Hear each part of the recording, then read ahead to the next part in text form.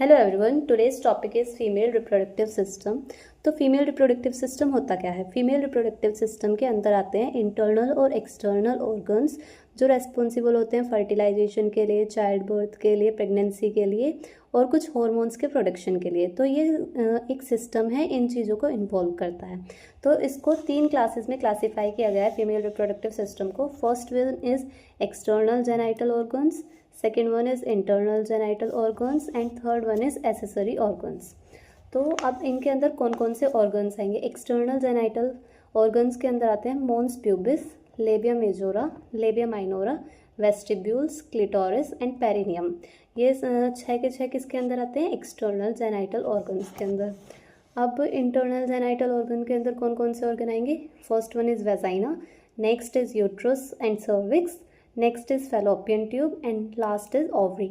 ये सब क्या है? ये इंटरनल जेनाइटल ऑर्गन्स हैं। एंड जो थर्ड क्लासिफिकेशन है एसेसरी ऑर्गन, उसके अंदर क्या आता है? ब्रेस्ट।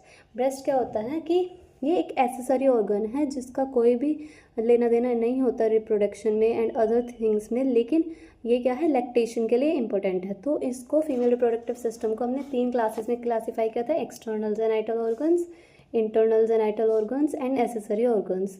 अब हम इनके बारे में एक एक ऑर्गन के बारे में पढ़ेंगे कि उसके क्या फंक्शंस होते हैं and all. Next point is puberty. Puberty क्या होती है? Development of secondary sexual characteristics के डेवलपमेंट को ही प्यूबर्टी बोलते हैं। और एक फीमेल के अंदर प्यूबर्टी की एज होती है which is 10 to 16 years. Science of puberty in female की कौन कौन से साइंस होते हैं प्यूबर्टी के फीमेल में? ये किसने दिए थे? ये दिए थे टैनर एंड मार्शल ने। First sign is thelarche. पहला साइन क्या होता है? थैलार्के, जिसमें क्या होता है? Breast development. सबसे फर्स्ट साइन जो होता है प्यूबर्टी का वो होता है breast development. Second one is adrenarche, जिसको बोलते हैं axillary hair development. Third sign is pubarche, it means pubic hair development. Fourth one is growth spurt, जिसमें क्या होती है? हाइट इंक्रीज होगी फीमेल की। And last one is menarche, जिसको फर्स्ट मेंस्ट्रुअल साइकिल बोलते हैं। तो these are the 5 signs of.